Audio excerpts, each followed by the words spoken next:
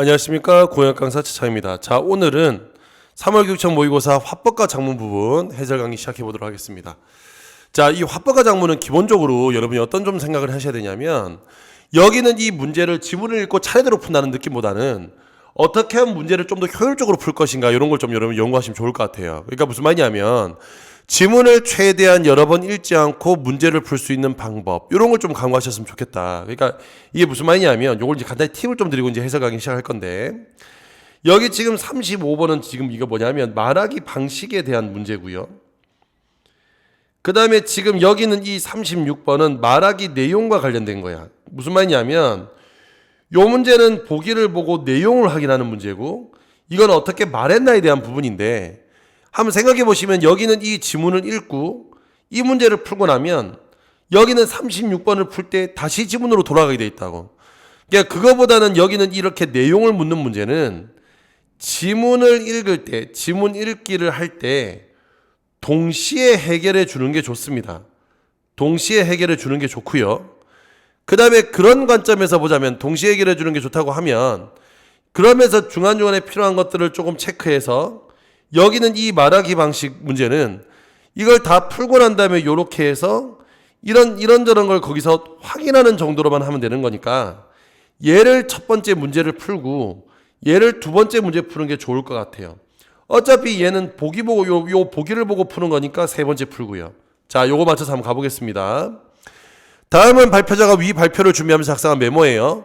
차례대로 가면서 읽어볼게. 같이 읽으면서 이렇게 왔다 갔다 왔다 갔다 하는 겁니다. 자, 갈게요. 안녕하세요. 이번 시간에 발표를 맡은 땡땡땡입니다. 여기 모니터 화면을 보시죠. 시각자료 1번. 자, 요런데 위주 쳐두는 거. 요거는 왜 그러냐면 앞에 있는 35번 문제를 풀기 위해서 요런 게 나왔다는 거 표시해 두는 거예요. 이 화면에 보이는 앱은 제 휴대전화에 설치되어 있는 것입니다. 이 앱에 나타난 광고창을 나들이 할 때는 동그라미 X 버튼 중 누구나 X 버튼을 누르게 될 텐데요. 이 광고창에는 X의 버튼을 누르면 또 다른 광고창으로 연결됩니다. 그래서 저는 이 앱을 사용할 때는 제 의도와 다르게 광고창을 열게 되는 경우가 종종 있습니다. 여러분도 저와 비슷한 경험을 하고 있지 않나요? 자, 이렇게 물어봤어요. 그러면서 비슷한 경험이냐 물어봐서 청중의 반응을 확인하고, 자, 그렇다면 저와 여러분은 다크 패턴에 속은 것입니다. 그래서 지금부터 다크 패턴에 대해서 알려드리겠습니다. 자, 그럼 다크 패턴에 대해서 알려주겠대. 자, 그러면서 그 다음 이어갑니다. 알려드리겠다는 내용이에요. 알려드리겠다는 내용. 다크 패턴이란 이용자를 소유기 위해 교묘하게 웹이나 앱을 설계하는 것으로 우리말로는 눈속임 설계라고 합니다. 자, 여기서 이제 정의를 내렸고, 다크 패턴에는 대표적으로 속임수 유형과 강요 유형이 있는데, 유형을 둘러 나눴어. 속임수 유형은 이용자가 쉽게 하도록 하여 원래 의도했던 선택과 다른 선택을 하도록 하는 것입니다. 앱에 가입할 때 다른 앱이 설치하도록 유도하거나 동영상 재생 버튼을 누르게 광고로 연결되는 것 등이 이에 해당합니다. 자, 무슨 말인지 알겠죠? 이에 해당해요. 앞서 여러분들이 화면을 보고 저에게 피해를 입은 적이 있다고 말해주시는 것이 속임수 유형에 해당한다고 볼 수 있습니다. 자, 그러면 지금 이렇게 되어 있습니다. 그럼 옆에 볼게요. 목적이에요. 수업 시간에 정보 전달을 하기 위한 발표예요. 그러면 지금 이제 정보 전달하기 위한 발표인데 1번. 발표에 사용된 출처 사용해서 이렇게 했다는데, 아직 발표 유형에 따른 이게 출처까지는 전달되지 않았으니까 아직 잘 모르겠어. 교실에 있는 모니터 화면 가지고 한다는데, 여기 모니터 화면 시각자료 있었지요. 그래서 전달 정보 넘기는 거니까 이거 맞고요. 그 다음에 청중의 이해를 돕기에 다크 패턴의 개념과 우리말로 된 용어를 제시하고 있으니까 이것도 맞는 말이지. 여기서 봤으니까. 다크 패턴 유형을 소개하는데 청중의 피해를 경험을 이용한다 그랬습니다. 그러면 여기서 너도 지금 이런 경험 있지 않니 했으니까 이것도 맞는 말이지. 그 다음에 발표 시간을 이용해 도식화한 자료. 아직 이건 안 나와서 그럼 정답은 얘 중에 하나야. 뒤쪽 읽으면서 이거 확인하면 될 것 같아. 자, 그 다음. 강요형은 이용자가 웹사이트 설계자의 의도대로 선택을 하도록 여러 가지 방법을 사용하는 겁니다. 여기 화면을 보시오. 시각자료 2. 여기 들어가 있고. 제가 가입한 이 앱을 해제해 보겠습니다. 여기 있는 해지 버튼을 누르면 지금까지 받아온 모든 혜택을 모두 포기하실 건가요? 라는 문구가 나옵니다. 이런 식으로 이용자가 해지를 못하도록 유도하는 것이 강요 유형에 해당합니다. 이 외에도 다크 패턴은 주의 분산 유형, 탐색 조작 유형 등 다양한 유형이 있습니다.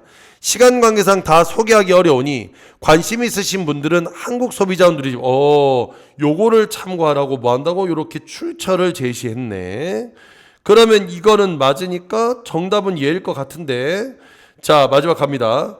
다크 패턴에 인한 피해는 어느 정도일까요? 하고 물어봤어.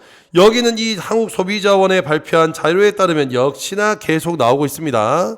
그래서 여기에 97개에서 1개 이상 다크 패턴이 나타났고 하나 앱에서 6개 이상 사용됐다고 구체적인 수치까지 나오고요. 이러한 다크 패턴에 따라 인한 이용자는 선택의 자율성을 침해받을 뿐 아니라 금전적 손실, 개인정보 유출 등의 피해를 받고 있습니다. 이런 다크 패턴에 속지 않도록 웹이나 앱에서 어떠한 선택을 할 때에는 항상 주의를 기울여야 피해를 예방할 수 있습니다. 자, 항상 주의를 기울여야 피해를 예방할 수 있다라고 이렇게 제시했어요. 자, 그래서 마지막에 이런 내용으로 끝났고, 예, 정답은 5번이 되겠죠. 그런 거 없으니까. 자, 35번 갑니다. 1번. 발표할 내용의 순서를 발표의 앞부분에 제시하고 있다. 자, 발표의 앞부분에 제시하고 있어요. 발표의 앞부분. 예. 순서는 제시한 적 없죠? 자, 순서는 제시한 적 없어? 됐죠?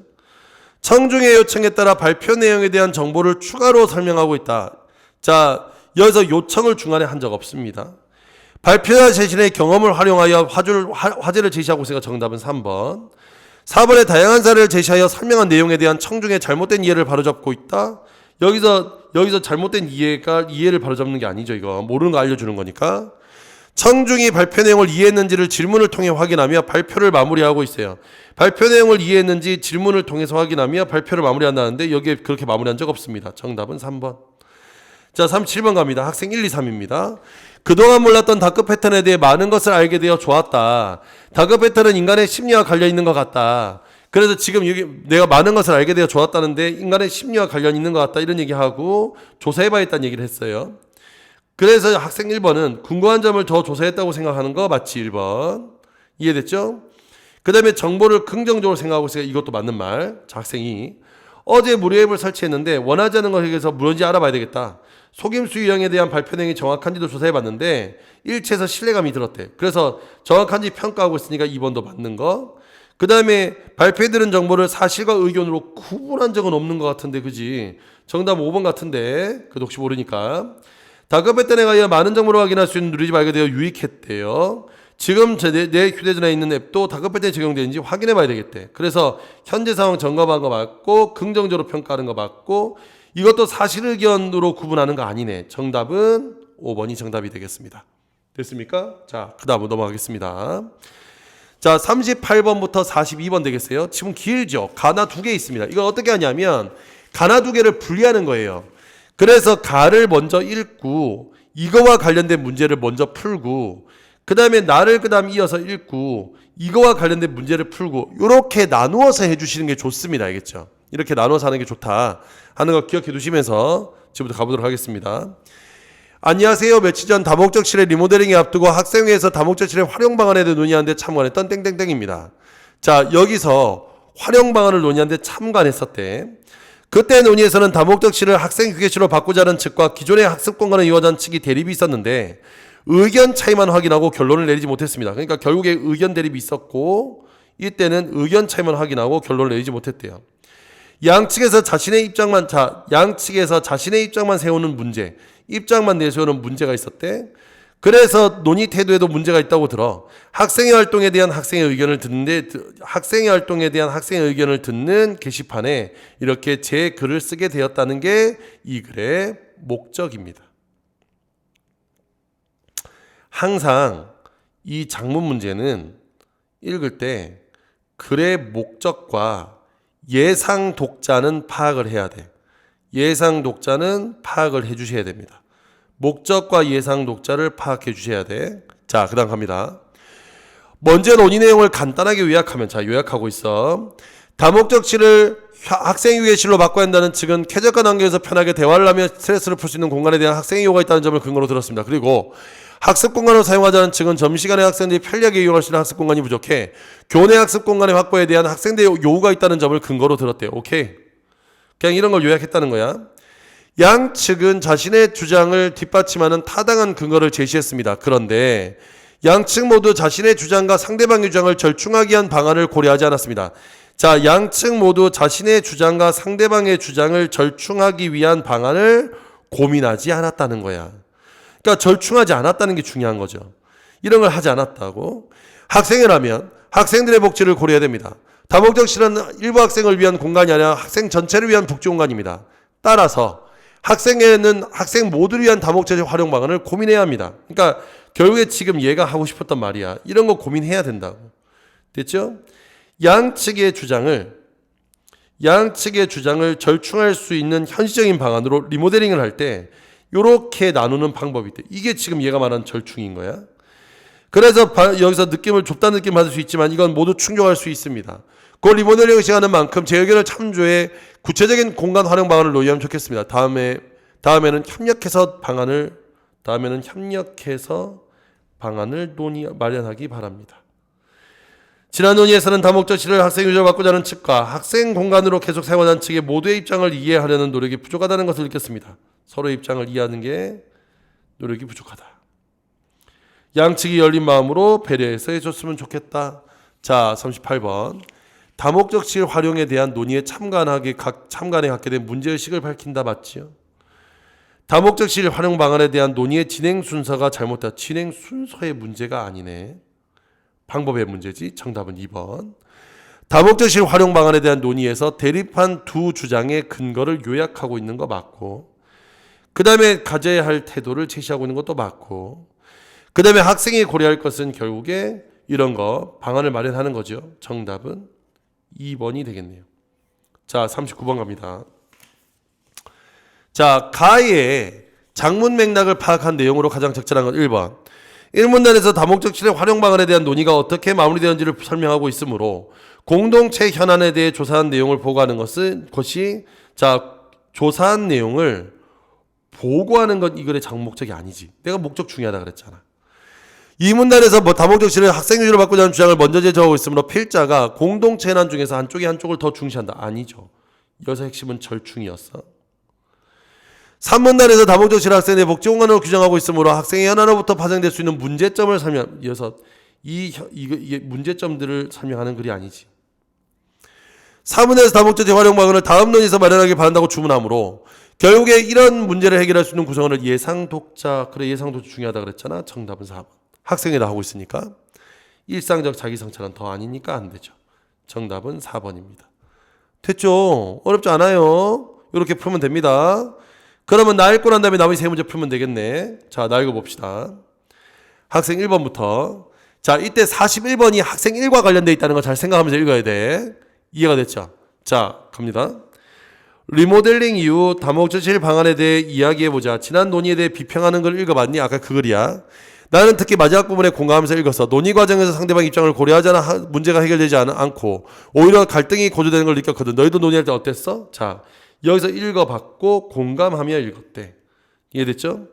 그랬더니 그걸 읽으며 내 태도를 돌아봤어. 자, 얘는 자기 태도를 돌아봤대요. 내가 너무 일방적으로 내 얘기만 내세웠던 것 같아. 다목적실의 학습 공간으로 사용되는 것에 평소 불만이 있어서 다목적실을 학습 공간으로 사용하고 싶어 하는 학생들이 많다는 점을 고려하지 않았어. 상대방의 입장을 배려하며 방안을 찾아봐야겠어. 난 점심시간에 다목적실을 학습 공간으로 이용할 수 있어서 매우 좋았거든. 그래서 다목적실을 학생 휴게실로 바꾸자는 주장에 거부감이 들었어. 하지만 그래 나왔듯이 다목적실은 학생 모두의 복지를 위한 공간이니까 휴게 공간 필요하는 학생의 입장도 고려해야겠어. 그럼 이 양측의 입장을 절충해 놓은 방안을 마련할 수 있도록 협의해보자.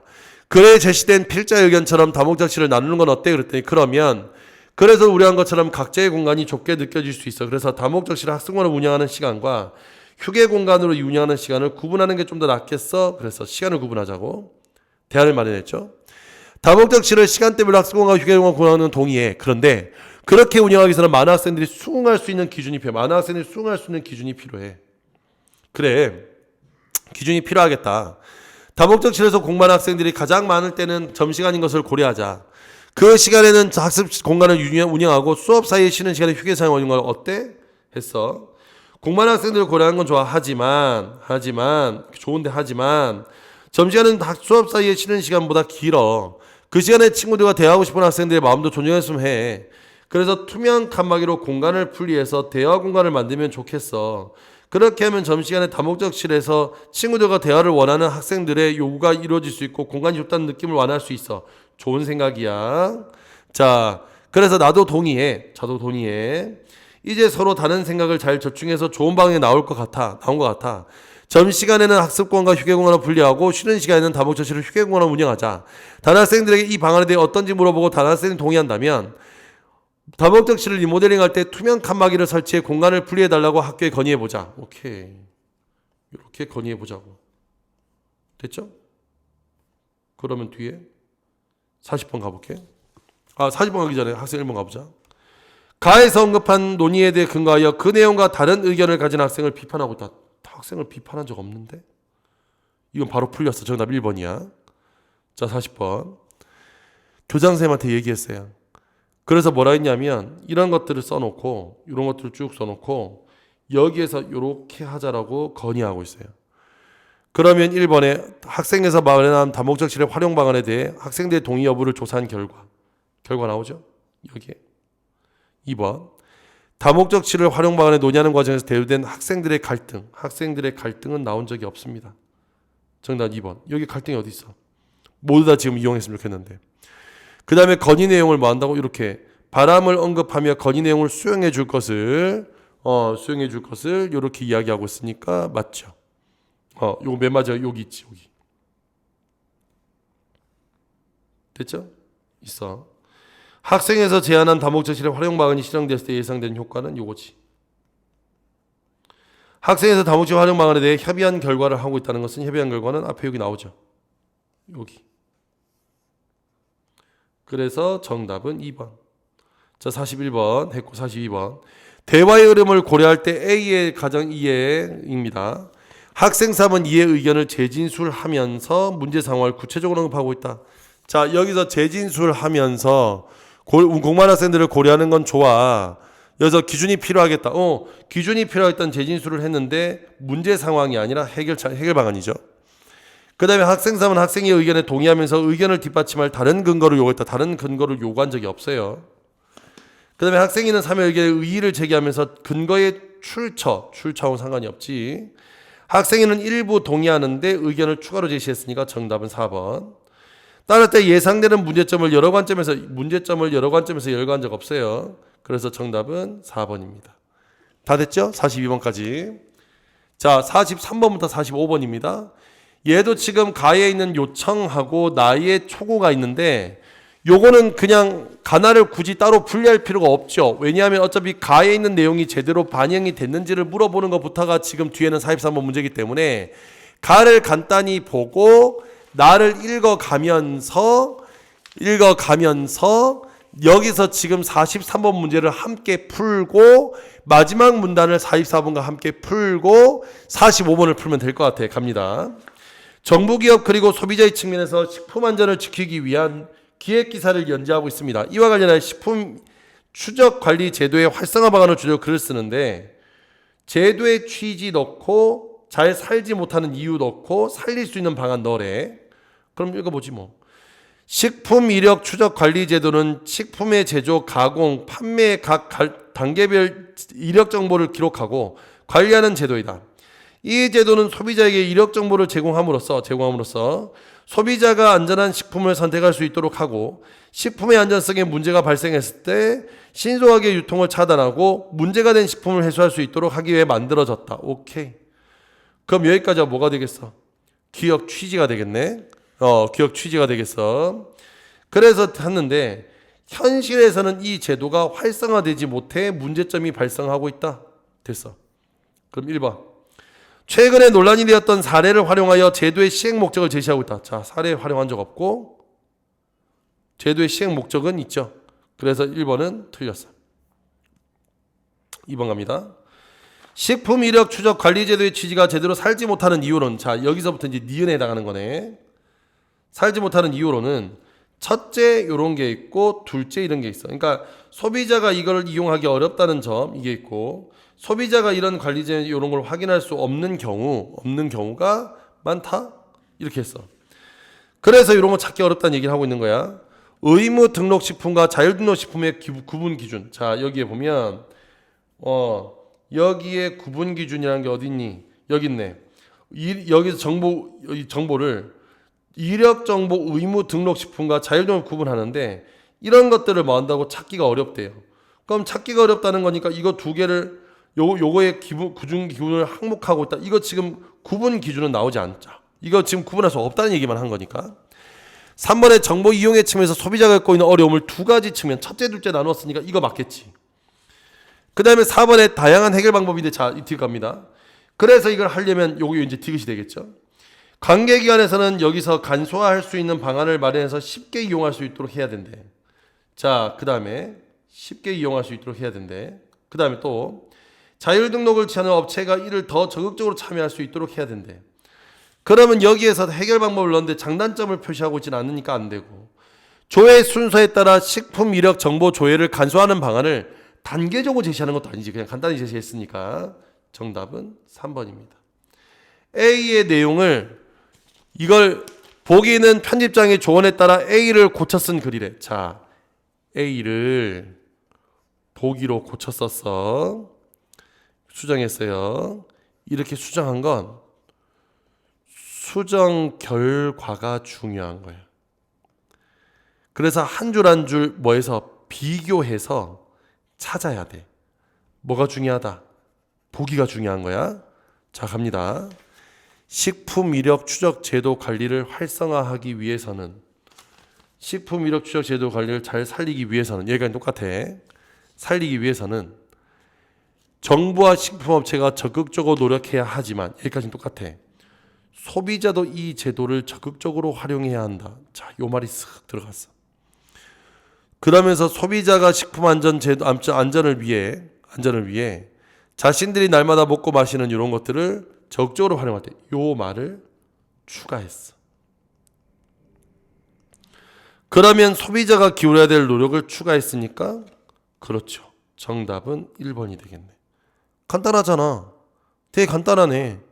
요게 지금 요 내용이 추가된 거 아니니? 이해가 됐죠? 요 내용이 추가된 거 아니니? 자, 45분 갑니다. 자료 갈게요. 전문가 인터뷰.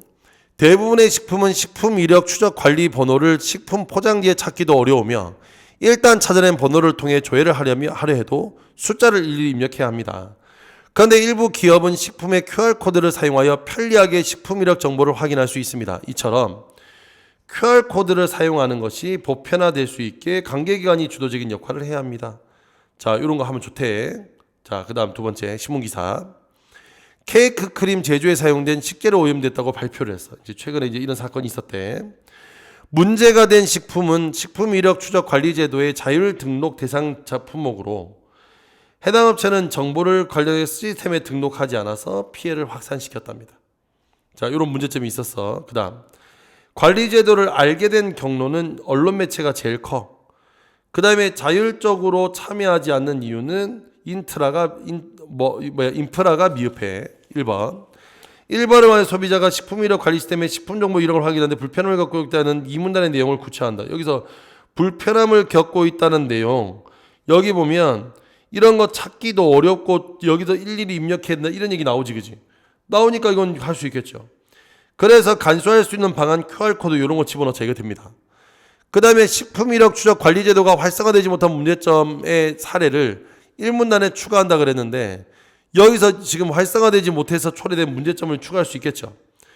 그런데 여기에 이 3-1을 활용해서 식품 이력 추적 관리 제도의 활성화를 위해 이 제도에 대한 교육 및 홍보를 강화하는데 교육 및 홍보가 여기 있어. 근데 알게 된 경로가 얘가 2위야. 근데 뭘 더 강화를 해? 이해가 됐어? 야, 벌써 이걸로 충분히 이게 지금 2위인데 이걸로 어떻게 뭘 강화한다는 얘기니? 이해가 됐죠? 그래서 지금 이건 뭐가 문제냐면 조회 방법이 문제인 거지. 조회 방법이 문제인 거지. 여기서 지금 이건 충분히 알려주고 있어. 그래서 이걸 강화하는 건 아니다. 정답은 4번이 됩니다. 아니, 알게 된 이유가 2위인데 뭘 더 강화해. 그 다음에 인프라를 이렇게 지원하자 인력이 부족하다 이런 게 있으니까 이런 것들을 가지고 해결책을 만들 수 있겠죠.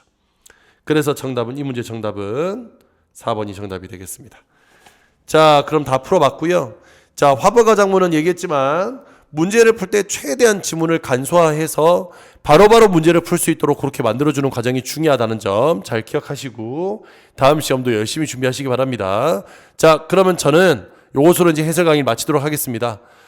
계속 이제 수능 특강 이제 영상 만들어서 올릴 테니까 그것도 이제 같이 한번 보시고 그다음에 4월 교육청 모의고사도 잘 보시기 바랍니다. 그럼 이것으로 마치겠습니다. 안녕.